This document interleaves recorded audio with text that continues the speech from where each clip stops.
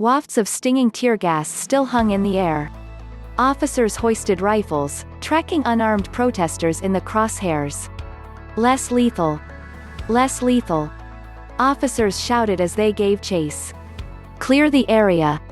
C.J. Montano, a music student at the Los Angeles Recording School, had already been tear-gassed and hit in the hip and stomach by sponge grenades and rubber bullets that chaotic afternoon of May 30th, according to his claim against the city of Los Angeles.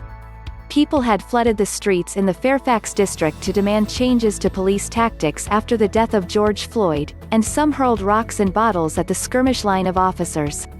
Pandemonium ensued. Montano strode into the street, hoping to calm things down. Body camera footage shows Montano facing the officers, hands in the air.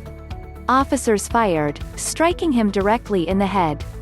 Pain radiated through his skull and he crumpled to the ground, bleeding. He lost vision in his left eye, felt ringing in his ears and was whisked away by fellow protesters, then hospitalized for 4 days. Barely a month later, the Los Angeles City Council responded to demands for change by doing something that was politically unthinkable just a few months earlier. It sliced $150 million from the venerable Los Angeles Police Department budget.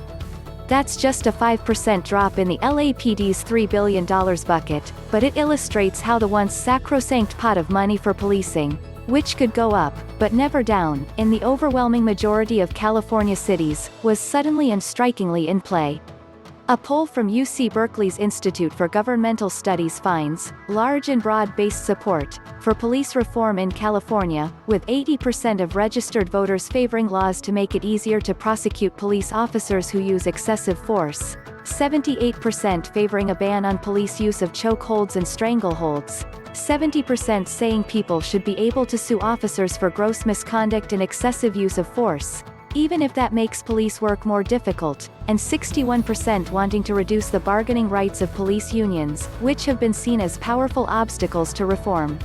While elected officials have, in the past, resisted calls for police reform, the wide margins now in favor that extend across racial and geographic lines suggest that the politics of this issue have shifted substantially, said Eric Schickler, IGS co-director at Berkeley, in a statement.